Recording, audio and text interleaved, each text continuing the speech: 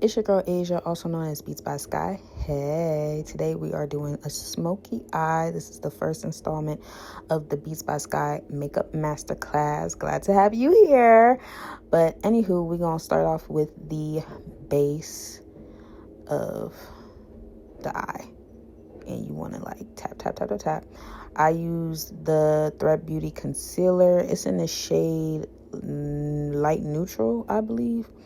And you don't want to swipe, because if you swipe, you're going to mess up your base. And then the eyeshadow is just going to come out patchy and nasty looking. So please, we're going to go into that beige shade just to set the concealer in place. Because if she's not set, she's going to be moving. And we don't need her moving and grooving and shaking her ass. Okay, thank you. Then we're going to go into that light brown. And we're just going to, swipe her back and forth, left or right, in the crease, okay? Then we're gonna go into that medium brown shade, and we're gonna keep her in the crease.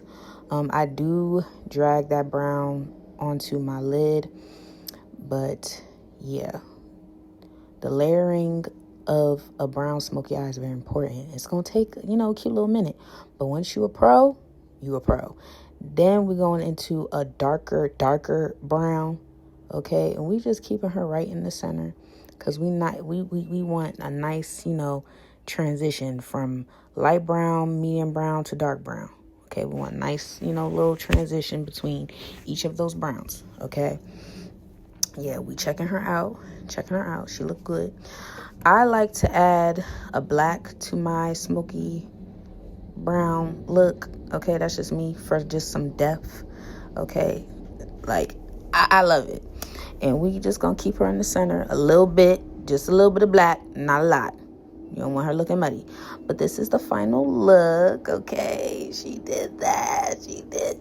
And I know y'all did a bomb job as well. But I will see y'all next time. Bye.